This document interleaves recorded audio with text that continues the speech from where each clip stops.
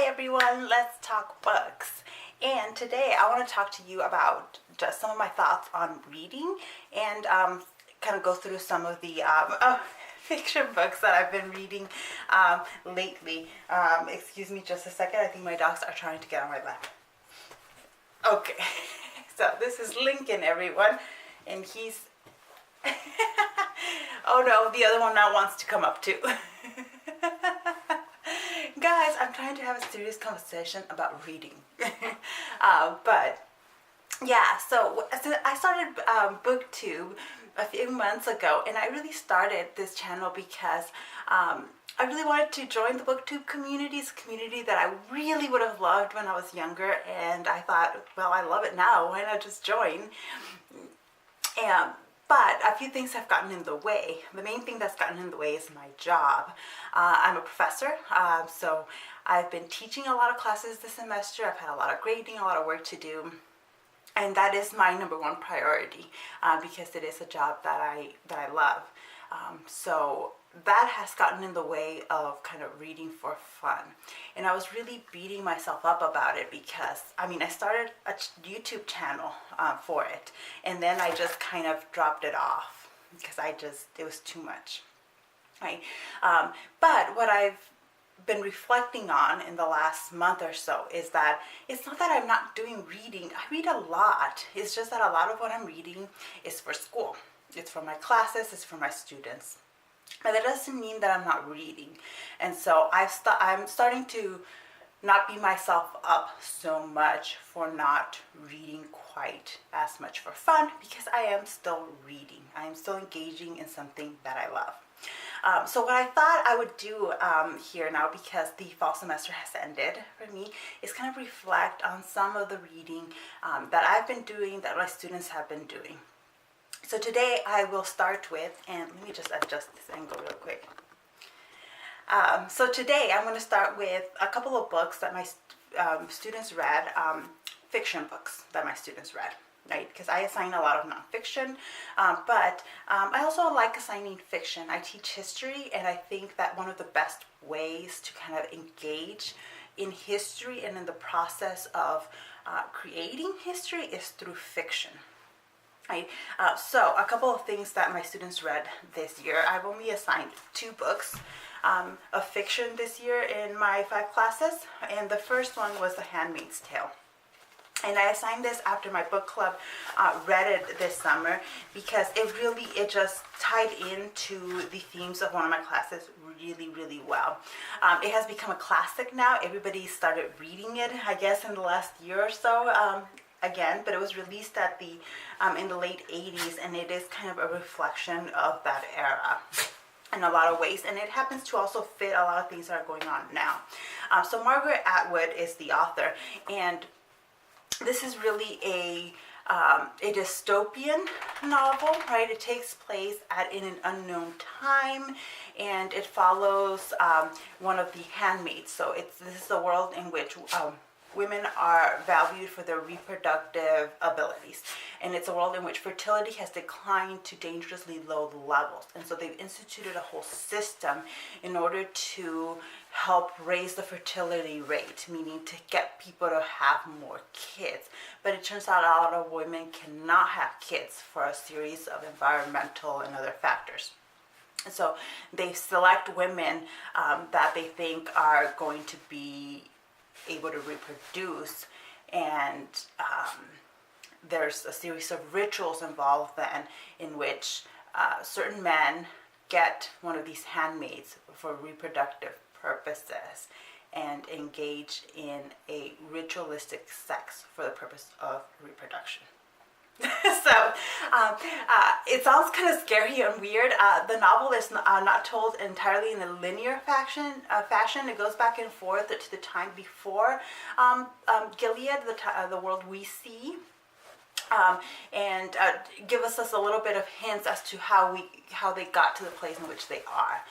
One of my favorite parts of the book, though, is the epilogue. There's this beautiful epilogue that is great for history lovers, because you can approach this as, okay, if this were real, if this was a real thing, then what happened after, right? And so the epilogue is approached from a historian's perspective. And so I really enjoyed that. I enjoyed the book overall. I think my students, some of them had already read it, but I think some of them didn't like it. But at least a few, I think, did like it. So let's see, what else can I say about this?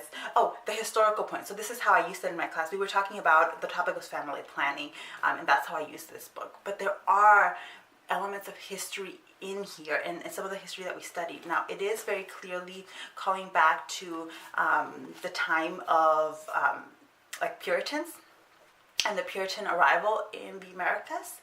So those things are very much there. But she's not inventing the wheel. This was one of the points I tried to make in my class. She's using from history. She's very clearly said that in interviews, right? That nothing's made up. It's kind of taken to an extreme, but she's borrowing from history. And so you see elements of Nazi Germany, Vichy France in here. And so that was really fun to kind of pull those things out and discuss with my class. So I really enjoyed that. I'm not sure if I will use it again in a class in the future, but I really enjoyed rereading it and hearing students' thoughts on it. Okay, second book that a different class read was Marguerite Duras' The War, a Memoir. Marguerite Duras is a very famous French writer. She has written screenplays, novels. She is very, she's a really great writer. I first read this book when I was in graduate school, and I read it in a class full of men. And they did not like this book. This is why I'm mentioning it. But I found it incredible. It's an emotional book. It is fascinating. And so it takes place in World War II. It is a sort of memoir. It is supposedly she found some of her writing during World War II, things she wrote during World War II afterwards, and then published it in this book. Most of it is just kind of her narrating what's happening, but there are some kind of short stories at the end that are clearly not exactly what happened to her or to people around her, but are very much based on the reality of what happened. So once again, it's occupied France, so most of the novel or the memoir takes place at the very end of World War II, and kind of what happens when you discover that these concentration camps have been happening, that the Holocaust has been happening, and your husband was sent to one of them, and you're desperately waiting for him to come back, right? You're desperately waiting for him to come back and waiting at the train station for the names of the survivors to come in. At the same time, you're hearing the stories of the Nazis shooting victims at the camp to try to eliminate the evidence. And so it's just this kind of chaos, the chaos at the very end of the world, at the very end of the war, which people forget when we teach war, you know, especially World War II. It's very flashy and fun, really, even to study the Nazis, figure out what was going on during World War II. But you forget the kind of horrors and chaos that the very end of the war brought into people's lives, to everyone in Europe, everyone in the Pacific and Asia and the US. Like, the experience of ending a war is also significant, and I think this is something that she describes very vividly.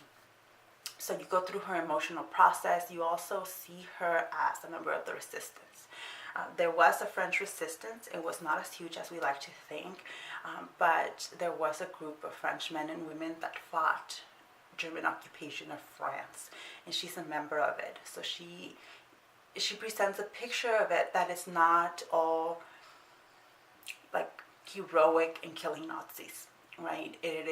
There are some dark elements involved in being a member of the resistance, and I think she captures that very nicely. So if you're at all interested in World War II, if you know a little bit about kind of Vichy France and that history, this might be something that interests you. It is a heavy kind of read. There are some heavy elements in here, and at times students express some confusion about what was going on, because she's so much of what of the story is in her head, right? She's telling us what's in her head, what she's feeling, what she's going through. And so there are some elements of confusion because that's how people think and how we process material. It's not always linear and easy to understand. But at least one student I know really loved it. Another thing for Marguerite Duras, if you're really interested in her, is my favorite French film is Hiroshima Mon Amour. She wrote the screenplay for it, and it's another one of these really emotional, beautiful films, not linear. The way that film is shot is beautiful, but it goes back and forth. It's very artistic, and it's the story of a French woman that collaborated with the Germans, had a relationship with a German soldier, and she is in Hiroshima to shoot a movie, and she meets this Japanese man, and they engage in an affair, and it turns out that they both had traumatic war experiences, and they're basically helping each other through that, deal with that trauma. So really, really beautiful. So those are the works of fiction that I assigned in my class in the fall of 2017. My next video will be talking about the books of nonfiction that I assigned and kind of giving quick reviews and synopsis of those. So that'll be the next video. That is it for me today. Let me know what you read this fall in class. I'm specifically interested in what your teachers assigned and what you thought of it, because I think it's really cool to reflect on that kind of reading. Because even if you're a student, right, and you're busy with homework and with school, you are still doing reading. It's just forced reading. So tell me what teachers forced you to read this semester and what you thought of it. That is it for me, and I'll see you in the next one. Bye.